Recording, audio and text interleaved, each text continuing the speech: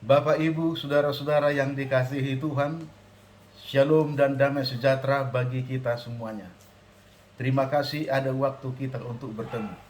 Senang untuk membagikan firman Tuhan dan pendalaman Alkitab dalam pertemuan sesi kita saat ini. Masih berbicara seputar biblical exegesis berdasarkan sejarah Alkitab itu sendiri, sesuai dengan figuratif dan tipologi Alkitab. Secara total skriptura, menyeluruh Alkitab itu berbicara tentang konteks dan latar belakangnya. Dan kita dalam pertemuan ini, saya mengambil dari Kejadian pasal 3 ayat 15. Apa yang disebut dengan istilah Besorat Hatselab, Injil Salib Kristus. Kejadian pasal 3 ayat 15. Firman Tuhan mengatakan, Aku akan mengadakan permusuhan antara engkau dan perempuan ini, antara keturunanmu dan keturunannya. Keturunannya akan meremukkan kepalamu, dan engkau akan meremukkan tumitnya. Saudaraku, ini solusi untuk menyelesaikan kasus dosa Adam dan Hawa di Taman Eden. Setelah kita membaca ayat 6 sampai 14, sebuah interview yang dilakukan Tuhan sendiri kepada Adam dan Hawa untuk menanyai mereka. Dan Tuhan ingin mereka dengan jujur mengaku bahwa mereka sudah memakan buah itu dan berdosa. Tetapi gantinya mereka dengan gentle mengakui dan ada rasa penyesalan. Lalu dengan rendah hati minta ampun kepada Tuhan. Justru mereka mencari kambing hitam untuk mempersalahkan orang lain dan membenarkan diri sendiri sekaligus. Bahkan secara tidak langsung mereka menuduh Tuhan sebagai biang kerok dari persoalan ini. Saudaraku, Tuhan sudah berfirman, segala sesuatu dalam taman ini boleh kamu makan buahnya dengan sepuas-puasnya. Tetapi tentang pohon pengetahuan baik dan jahat itu, yang di tengah-tengah taman itu, jangan kamu makan. Sekali kamu menyentuhnya dan memakannya, engkau pasti mati. Inilah hukum, perintah, janji yang sudah diikat dengan Adam. Tetapi mengapa mereka tidak mati setelah mereka memakan buah itu? Atau pada saat mereka memakan buah itu, kenapa tidak langsung mati? Saudaraku, kita tahu karena Allah itu kasih adanya. 1 Yohanes 4 ayat 8. Pertobatan orang jahat adalah yang dikehendaki Tuhan. Gantinya kebinasaan orang fasik. Yehezkiel 18 ayat 23 dan 33 ayat 11. Itulah sebabnya Tuhan datang menanyai Adam dan Hawa agar mereka sadar, menyesal, dan dengan rendah hati mengaku dosanya dan mohon pengampunan dari Tuhan. Maka akan ada pengampunan dan pemulihan pada saat itu juga dilakukan oleh Tuhan kepada nenek moyang kita yang pertama, Adam dan Hawa. Tapi sangat disayangkan, justru mereka menuduh Allah, menyerang Allah secara tidak langsung, biang kerok dari semua masalah yang masuk ke dalam Taman Eden. Ketika Adam ditanya, mengapa engkau telanjang? Apakah engkau memakan buah itu yang kularang itu? Lalu dia mengatakan, perempuan yang kau tempatkan di sisiku itu, dialah yang memberikannya kepadaku. Lalu Hawa ditanya, apakah engkau sudah memakan buah itu? Lalu Hawa juga sama seperti Adam, mencari kambing hitam, menyalahkan orang lain untuk membenarkan diri sendiri. Ular yang kau ciptakan itu, dialah yang menggoda aku. Mengapa engkau mengizinkan setan masuk menyamar menjadi ular?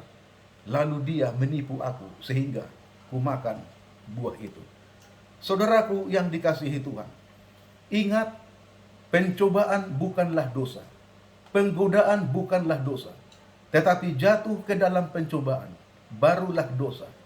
Karena Kristus di dalam Matius pasal 4 ayat 1 sampai 11 3 kali dicobai oleh setan dan berbicara dengan setan itu sendiri.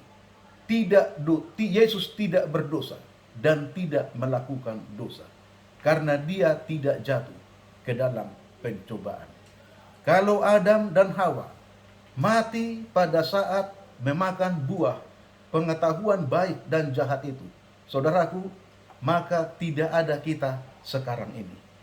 Allah mau kita percaya dan menyembah Dia oleh kasih, bukan oleh rasa takut, dengan cinta dan hormat, bukan oleh kegentaran dan ketakutan, amarah dan hukuman Tuhan. Karena kita diciptakan untuk memuliakan Tuhan, dan Tuhan mau mengadakan hubungan yang intim dan harmonis di dalam cinta kasih bersama makhluk ciptaannya. Karena Allah telah menyediakan satu rencana keselamatan bagi orang berdosa. Itulah sebabnya tidak langsung dibinasakan Adam dan Hawa.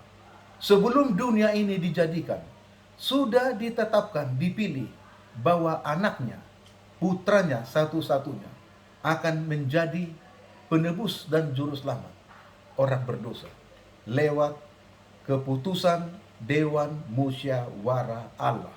Kalau kita baca Yeremia 23 ayat 18 dan 22. Bahkan Rasul Petrus mengatakan bahwa Kristus sudah dipilih dan ditetapkan sebelum dunia diciptakan. 1 Petrus 1 ayat 20. Dan Rasul Paulus sangat menekankan di dalam Roma 3 ayat 25 bahwa Yesus sudah ditetapkan, ditentukan, diputuskan menjadi juru selamat orang berdosa sebelum dunia ini diciptakan, dijadikan. Saudaraku, jadi kita lihat bahwa ada rencana untuk menebus dan memulihkan orang berdosa. Ada rencana yang sangat mulia dan agung untuk mendamaikan kita orang berdosa dengan Allah dan memulihkan hubungan yang putus, yang retak karena dosa.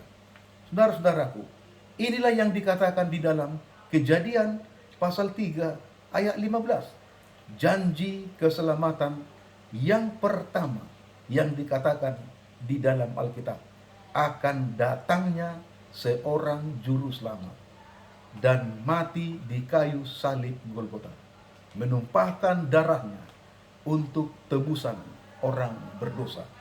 Karena Ibrani 9 ayat 22, tanpa penumpahan darah tidak ada pengampunan dan keselamatan. Inilah yang disebut di dalam bahasa Ibrani Besorat Hatselah, Injil salib Kristus. Saudara-saudaraku, Irenaeus, seorang bapak gereja mula-mula, dia adalah murid Polikarpus, dan Polikarpus adalah murid Yohanes Kekasih yang dibuang ke Pulau Patmos, mengatakan komentarnya tentang Kejadian 3 ayat 15 bahwa ini adalah proto-evangelium, Injil yang pertama yang dicatat di dalam Alkitab Perjanjian Lama, atau boleh kita sebut juga sebagai embrio gospel, benih bibit akan Injil keselamatan bagi orang berdosa yang akan datang dilahirkan sesuai dengan janji-janji Tuhan sepanjang sejarah bangsa Israel dalam nubuatan Perjanjian Lama. Dan itu pertama kali dikatakan kepada Adam, diumumkan kepada Adam bahwa akan datang sang juru selamat melalui keturunannya, yaitu Kejadian 3 ayat 15. Saudara-saudaraku, dan kita lihat upah dosa adalah maut.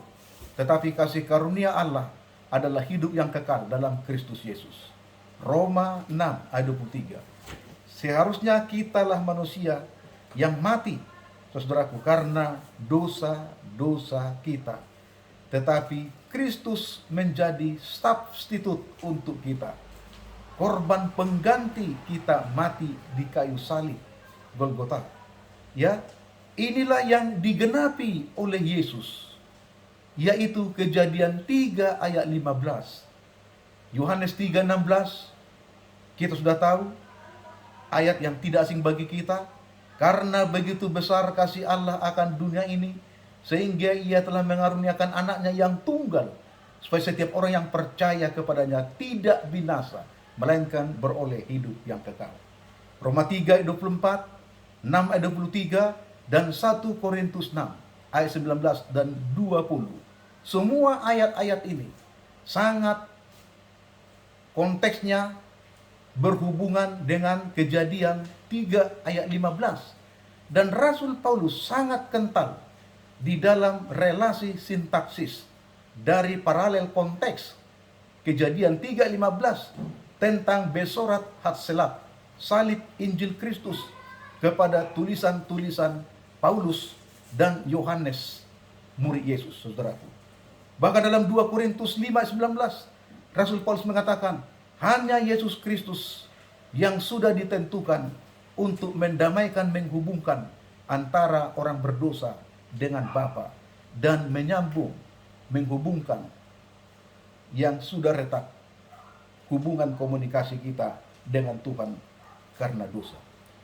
Dalam bahasa Ibrani, dalam Kejadian 3 ayat 15 ini dikatakan kaniti is et YHWH, atau kaniti is et Adonai. Artinya, I have received a man. I have received a man. Siapa yang akan kita terima seorang manusia yang menjadi juru selamat kita? Yaitu the Lord, atau from the Lord. Ya, Tuhan itu sendiri, atau datang dari Tuhan itu sendiri yang adalah Tuhan. Mengapa? Karena Yesus adalah anak tunggal Bapa, bahagian daripada kealahan di dalam Trinitas Bapa, Anak, dan Roh Kudus, sesuai dengan Matius pasal 28 ayat 19. Jadi Tuhan itu sendiri, atau datang dari Tuhan itu sendiri, dan memang dia adalah Tuhan itu sendiri yang akan menjelma menjadi manusia, tinggal di antara kita, melihat kemuliaan Allah Bapa, dan terang kebenaran ada padanya. Yohanes 1 ayat 14. Dan dialah, Yesuslah, yang sudah mati di kayu salib Golgota. Ketika Yohanes mengatakan dalam Yohanes pasal 1 ayat 29, lihatlah anak domba Allah yang menghapus dosa dunia ini. Jadi korban pengganti adalah Kristus untuk kita. Inilah jalan keselamatan yang menggenapi Kejadian 3 ayat 15. Besorat Hatselat, saudara-saudaraku. Permusuhan sudah diselesaikan ketika Yesus disalibkan. Aku akan mengadakan permusuhan antara engkau dan perempuan ini. Keturunannya akan meremukkan kepalamu, dan engkau akan meremukkan tumitnya. Sudah digenapi. Kristus sudah menentukan penghukuman dan ajal bagi setan, ular tua itu. Tetapi setan ular tua itu memaku Kristus, menggigit tumitnya di kayu salib Golgota. Nanti tinggal hari eksekusi, hukuman pelaksanaan. Kalau kita membaca di dalam Wahyu pasal 20 ayat 7 sampai 15. Setelah kerajaan 1000 tahun, disitulah eksekusi pelaksanaan hukuman mati. Apa yang disebut dengan dapur api yang menyala-nyala, atau hell, neraka, saudaraku. Tempat setan dan orang-orang jahat dan dosa dibinasakan. Coba kita bandingkan juga dengan Imamat pasal 16. 2 ekor kambing diundi. 2 ekor kambing jantan diundi. 1 ekor untuk Kristus sebagai korban pengganti, yaitu korban pendamaian di hari raya pendamaian yang besar, Yom Kippur atau atonement, saudaraku. Dan satu lagi kambing untuk Azazel, dan disebut menjadi kambing Azazel, yang akan menanggung semua dosa, lalu dilepaskan ke padang belantara, padang gurun. Ini menggambarkan bahwa Kristus menebus orang berdosa dari kutuk dosa dan maut, tetapi untuk menanggung dan menyelesaikan hukuman dosa itu adalah setan itu sendiri nanti setelah kerajaan 1000 tahun. Besorat Hatselah adalah penalti terhadap dosa dan kejahatan. Permusuhan yang panjang antara Tuhan dan setan dan keturunan Adam dalam sejarah bangsa Israel melalui nubuatan perjanjian lama sudah diselesaikan di salib Golgota.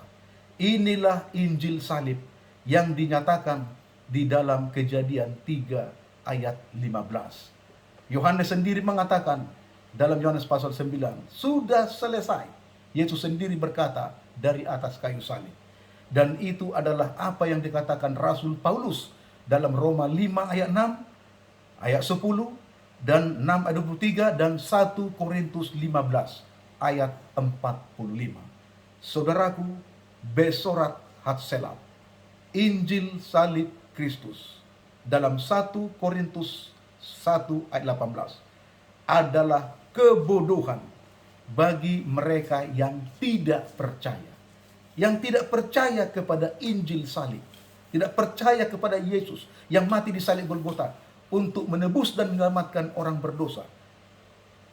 Kebodohan.